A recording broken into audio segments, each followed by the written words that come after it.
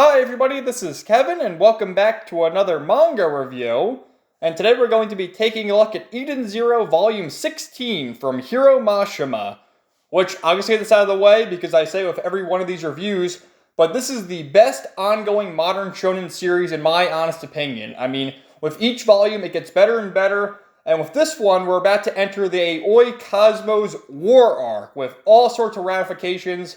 And it's just spectacular, man. Every character has their moment to shine, and I love it. So, with the last volume, our heroes were in quite the pickle because they were on the planet Foresta with a bunch of the robots being controlled by the newly reformed Dr. Muller, who became part robot himself. And in the aftermath, there was all these different factions. You know, we had the Arashon Stace Interstellar with Justice and his group attacking, going after Shiki.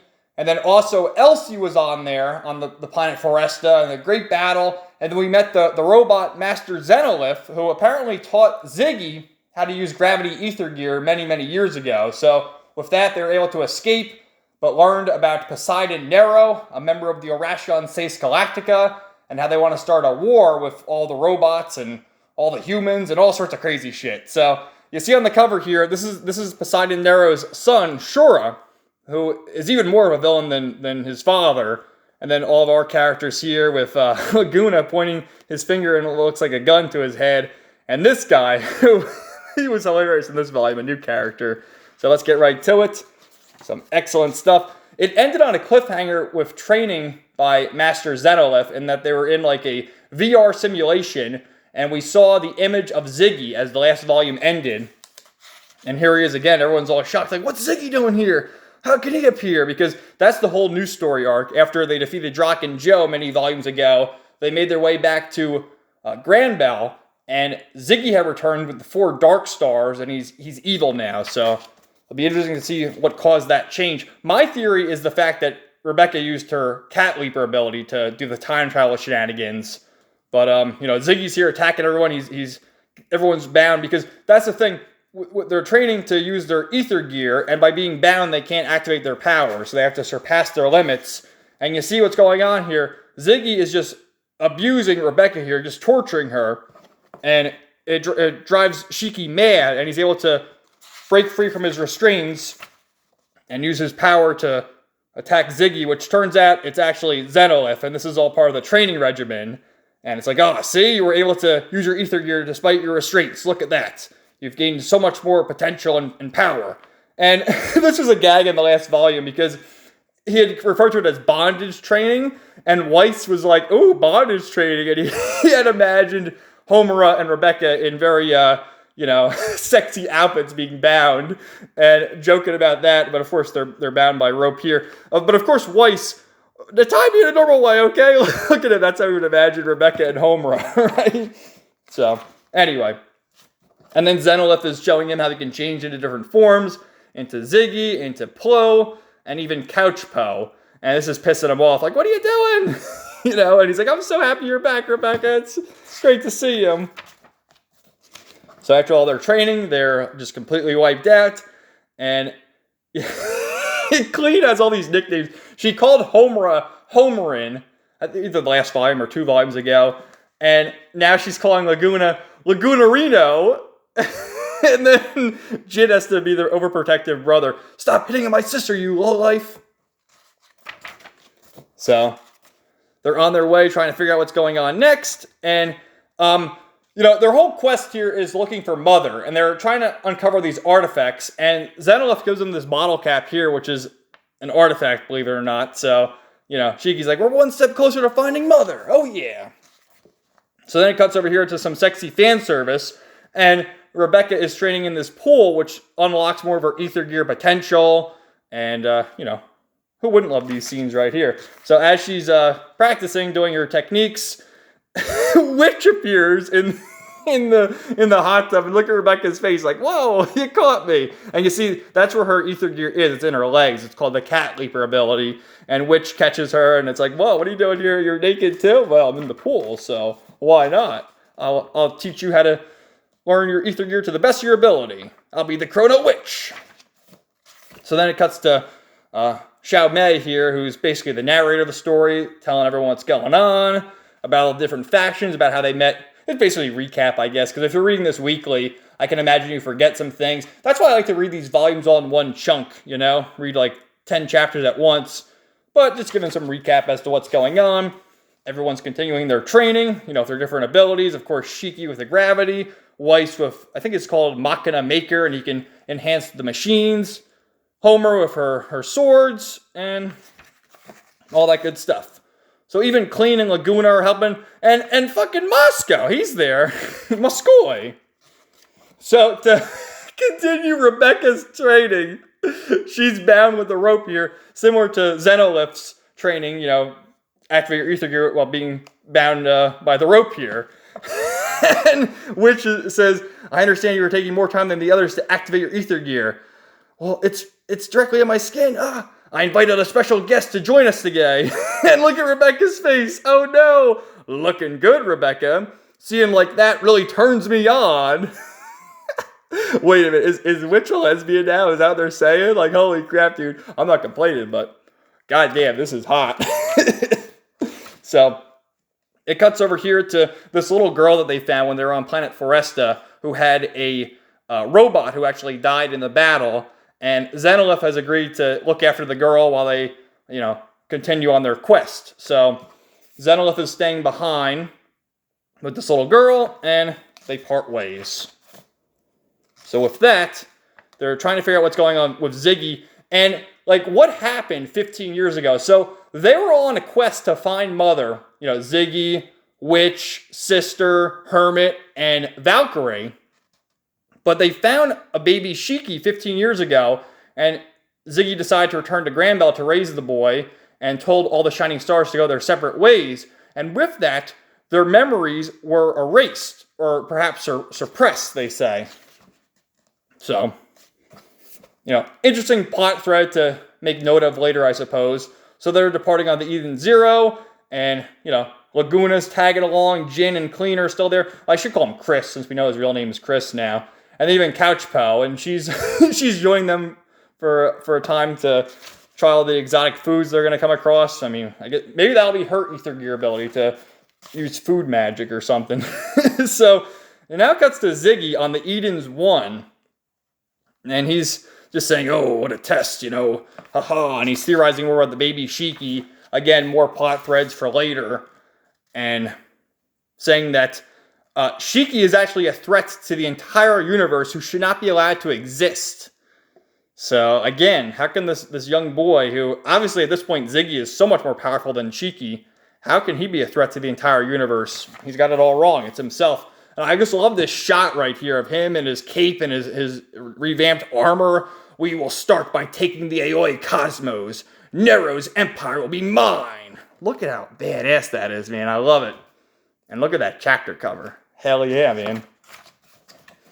So, Rebecca is doing a, new BitChute video for the Oneki channel. Meow wow! And they're doing this video, and Couchpo's critiquing her because, you know, Rebecca is still lacking in the subscriber department. She's kind of like me, trying to get those views.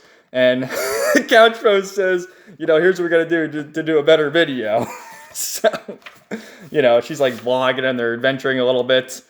And what happens is Witch says we should leave the Aoi Cosmos right now because there's far too many powerful foes there. We have Ziggy, we have Nero, we have the Interstellar Union Army. It's just too much right now. We can't really be bothered with these threats at the moment. We're not strong enough. So then it cuts over to this really cute scene in Rebecca's room where Happy notices her necklace here where she's inscribed the Eden Zero on it, on your BitChute, and it cuts to all her adventures of everyone, and it says, the Eden Zero is like family to me now. That's why I want to carve its name onto something I care about. Oh, so cute, man. So she's getting a message. We bring you a special emergency report. Just days after the robot uprising that occurred on Foresta, similar revolts have broken out on Sultan and 5 other planets. The temple has sent oceans to each of the planets, and all the violence has been suppressed. Order is currently being restored. In response to these events, the temple has declared all bots to be dangerous. Poseidon Shura has said the following.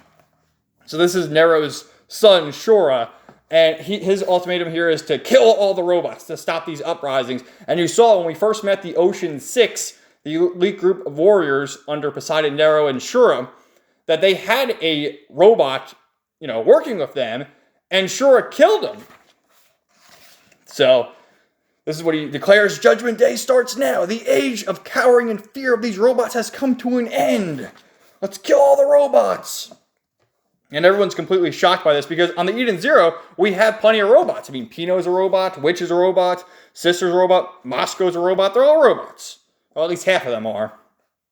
So, Shiki doesn't want anyone to perish, and he also remembers that Zenolif and Nadia live here. Nadia was the one they met, I believe it was in volume 13. I think it was in volume 13. And that's where they got the first artifact from Mother. And, Shiki doesn't want to see any of his friends die. So he says, we got to go there and stop this from happening. And Hermit starts crying. They wanted an excuse to wipe out all the machines, so they went to the planets where the bots had done nothing wrong, and they killed the innocent androids. So then it cuts back to the Eden's one with Ziggy, and he's looking for the All-Link system, which is under control of Poseidon Shura. To which he's sitting there saying, I know exactly what you're after, Ziggy. You want the All-Link to command all the bots. Ha! You're going to take my bait, won't you? So everyone has their plans here. We have all these different factions ready to converge and all hell to break loose. So some great stuff, man. So now they're on the sand planet Sandra looking for answers. And they come across these crazy creatures here. And Laguna, he's been in these parts before. He tells everyone to follow him.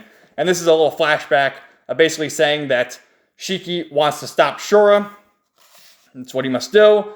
And Laguna, because he's from the Aoi cosmos, he knows what's going on here. He knows who Shura is. He says, that's a suicide mission.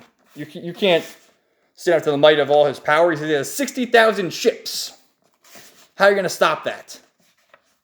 So Laguna says that he knows somebody in Sandra, and they'll meet with them and get some help. So they make their way here to the headquarters in Sandra. And as they walk in, they meet this guy right here, Ibarake. And he says, I think so. I'm surprised you came back. And he says this phrase, I think so, quite a few times throughout this the rest of this volume here. And I found a bunch of different translations, but the closest thing I found is it's like a synonym for Desu. So it is, right? I don't know. He says it quite a few times. This is his catchphrase. So I like that. I was like hairdo and his whole look there. I guess he's like an alien. So he declares that Laguna is a dirty, rotten coward, and all these resistance members have them in the circle, surrounded. And we learned that Laguna was working with the resistance here to stop Shura some time ago, but had left to go working with Drak and Joe. And basically, Laguna has been looking for allies to thwart Shura's plans for years now. And was using these guys for a minute, then was with Drak and Joe, and is now palling around with the Eden Zero. So, we get some little jokes with Shiki saying, oh, I thought these guys were your friends. Well, they sort of were. They're my friends too. He's just being all goofy. But then what he does is he just shows his overwhelming power with the gravity ether gear for them to, lose all their weapons. And, Ibaraki says, the same power as Shura, I think so. And they bring out their leader here named Goodwin. And he's like this giant cat guy. I am the man who will take down Nero. So everyone wants to kill Nero here. I mean, we got Ziggy going after Nero. We have Goodwin going after Nero. We have Laguna going after Nero. Shiki. Look at this. Kitty, he's huge. First the camels, now this. What a strange planet. Yeah, there's giant camels before walking around. Great color page right there. I've seen that one online in color, and it really is beautiful.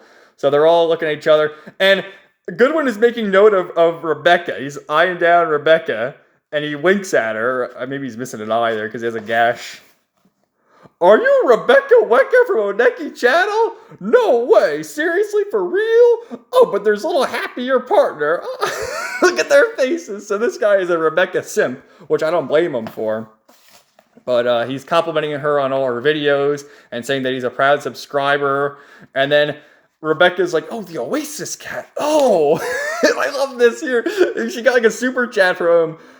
Oh, NECA, the one that's always donating to my FSC. What is that? The financial support chat. So yeah, her super chat. Thanks for all your support. The best. So yeah, I love that this guy's like a simp for Rebecca, because again, who wouldn't be a simp for Rebecca? So, they're getting to the bottom of Laguna, like, oh, you betrayed us. What are you doing back here, Laguna? And Goodwin just easily says, well, anything for Rebecca. We'll help her. Why not? So, let's do it, guys. And then Cheeky, we're all friends, right? And a cool cast of characters here. You have, like, the lizard guy, which I think this is an homage to Let from Rave Master, if you know that series. So, I love the designs of the characters and whatnot. And they're planning their latest assault. And then we have Chris and Clean on the Eden Zero, along with the other androids thinking what's going on. And Moscow, who is... what is this guy doing? He's watching like Tom and Jerry. Look at his face still. Oh my god, what a guy. So everyone here, you got the different news organizations talking out like where they stand in terms of the war and the robot uprising. You have the people for it, the people against it. There's the old hippie guy, and the whole narrative of what's going on. And then Labilia with her channel, and Shiki just crying like, we have to do anything we can to protect you. We have to protect all the bots. And then this is where Goodwin tells them what All Link is, which is an all-powerful weapon. The AOA cosmos is a giant ocean. And with the All Link, they can use the electricity and basically destroy everything with the ocean. So that's what he's going to do. Now, Nero wants to use... Not Nero, Shura. Nero's the father who's sort of in the background. But Shura is the one pulling all the strings here. He wants to use the All Link to basically electrify and kill all the robots. Whereas Ziggy wants to use the All Link to control all the robots and wipe out all the humans, along with Shiki. So,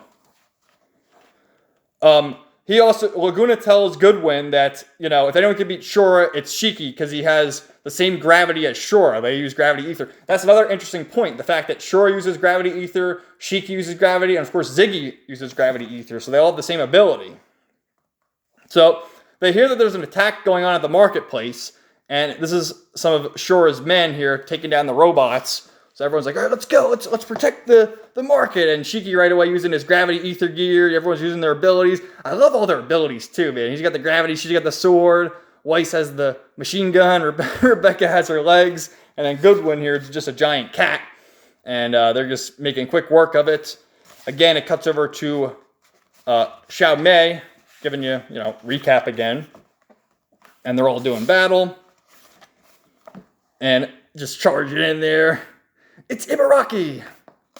Like Finso. And then Shiki, just as he's distracting them all, look at his face, and he's dropping down from, not the ceiling, but from the sky. All right. And Rebecca's got the happy blaster. Look at her, the shark teeth. You sick duckies, gotcha! And just some great action scenes right here. And then, interesting point right here, where Rebecca, we have this guy driving this vehicle who's going to run everyone over, and Rebecca actually rescues this kid, and she says, she can't let an innocent person, they're trying to kill her, but still, she has a heart to her and won't, kill someone just for the sake of doing it, so she rescues this little boy, and he runs off. And then we have Pino, who has an EMP, which can shut down other robots, and it was kind of a double-edged sword in earlier volumes in that when Pino would use it, it would deactivate Happy and others, but now she's able to master it with her training under Zenolif, that she can use it just to deactivate the bad robots. I like the cute little pose of the thumbs up. And then Goodwin's racing in, like, we're gonna free Sandra from these bastards, we gotta protect the innocent civilians, come on! So then it cuts over here to the temple, meeting with Poseidon Nero. And his whole thing is his ether gear is dice. And he leaves everything up to chance. We met this guy last time, I believe, Fabiano. So he rolls the dice, and that's the ultimate decision is whatever the dice says, that's what we're going to listen to. So, again, a great shot of all our heroes doing battle here. And just, I love this series, man. It's so many great ships in that. I'm laughing. It's got the fan service. It's got the drama, the action scenes. Just beautiful, man. I absolutely love it. So, this giant ship is coming in, and Goodwin just picks it up and throws it away. And it's like, oh, Rebecca Wecca. So, Hermit's here and says, hello, this is the Eden Zero. You've met Shiki and Laguna. We're friends of theirs. You can relax. We already took care of the enemies on the west side. Whoa, look at that, man. Look at Chris and Clean, and it was Moscow. Even Moscow got involved in the fight. So badass, man. So with that, they lock up the other people who, they kept alive, I guess, and Goodwin laments the fact that some of his people died and how much he hates the Empire, and they're going to seek revenge and seek their freedom and make their way to the planet Nero 66. So over here we see Shura, which the first time we met Shura, he was just chilling at this place, with his babes, and he just threw them up in the air and killed them just for the sport of it. And, he has his fine selection of them, that's for sure. Just plotting away. And his associate here, I think her name was Ijuna. They said that's his secretary. Which actually, fun fact, there was a commenter on my last Eden Zero review who said that all these members of the Oceans were fan creations. I'm not necessarily sure if the fans designed them, but I do know that they gave Mashima insight on what to use for their ether gear ability. So I thought that was interesting. So Ijuna tells Shura that the Orashon 6 Interstellar has arrived and Eraser is here with a fleet of troops as well. The government army? This will be the perfect way to kill some time. So again, here's the chapter if you're confused as to all the different factions going on. So we have Poseidon Nero, he's listening to the dice. Nero getting ready to battle Eraser. Justice and Jaguar on the way. Where's Ziggy? Where's Elsie? The Eden Zero crew. Crazy, man. So Justice and Jaguar are contacting Eraser saying, wait for us, dude. I mean, there's no way. You have 250 ships, and Shura has 3,200 ships. Eraser, don't you know about my power? I will cast up my judgment on these fools. I'll erase them all. So over here, Shura goes into the command base and says, shoot them all down, fire, let's go. So great battle going on in outer space, and Shura is just taking it all in. He doesn't give a shit that his own men are dying. I love it, just kill them all. There'll be casualties on both sides, but who cares?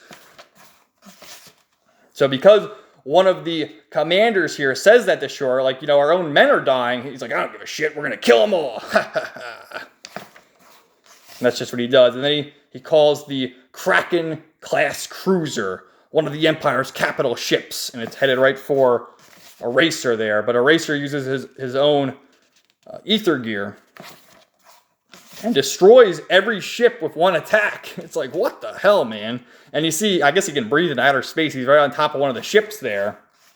I will erase everything that stands in my way. There's far too much dust on this canvas. So with all this, we have the Eden Zero out here along with the Oasis battleship led by Goodwin. And Goodwin says, we'll distract them so you can make your way onto the planet to take out Shura. We'll fight them together. Protect the Aoi Cosmos, save the androids. Eden Zero, full speed ahead. So Laguna's here. And, Ibaraki's talking to him saying what's going on about betraying the organization. And because Goodwin trusts him, I'll trust him too. And they mentioned something about a princess, where the princess has been. And Ibaraki gets all mad, saying that, she tried to rescue some of our troops and Shura captured and killed her. Her beautiful face. It was so mangled, we couldn't even tell who she was anymore. Damn that Shura, that twisted bastard. So we're also fighting to avenge our princess's death. Let's take him down, Laguna. So with all this going on, Weiss overhears it and says, so you've been moving around, you were with Drock and Joe cozying up with us, back with Ibaraki and Oasis. Yeah, you're going to contact us at the invitation, or maybe you've gone to Elsie. Either way, you're bouncing from group to group trying to find the one that could beat Nero. Why don't you just join the government? And Laguna keeps ignoring him. And I love this scene right here. You better not drag us into your problems.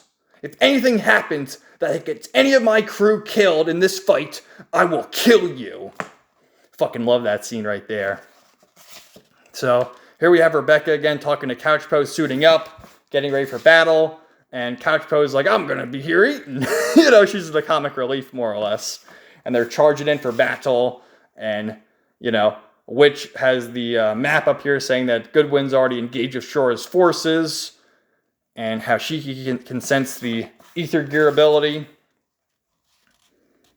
And even Chris here, I can't let the ship go down. And look at this cute little scene. That's great, isn't it, Moscow? Muskoy. Don't be hugging my sister. Careful. So again, they're distracting Shora's forces here. And with that, they're able to make their way through the atmosphere. Let's go! Look at this in the ship. Time to start the battle! So look at our forces here. We got Shiki, Weiss, Homura, Rebecca, Clean, Chris, Laguna, Pino, Happy, Sister, Hermit, and Witch. Is that ship? It's Ziggy's. No, it feels different. Who is this dark gravity? Interesting that Shora is referring to Shiki as dark gravity. So, great volume right here, guys. I want to just also make note, Masha mentions how he wanted to do something different with the whole outer space thing, but in the afterword mentions how it was difficult doing the space battles, which is why you don't really see a whole lot of them. There's just a few panels here and there of them, which I'd imagine it's pretty difficult to draw that. But again, knocks it out of the park with all his character designs. I love this. This is set up to the great war arc that's about to begin. And you already know my feeling on the series. I do implore you, if you're watching these reviews and not reading the series for whatever reason, read the series, man. It's fantastic. I can't wait to read volume 17. And that's all I got to say about that. So thanks for watching, guys. Let me know your thoughts in the comments down below. And stay tuned for more videos coming soon. Have a great day, guys.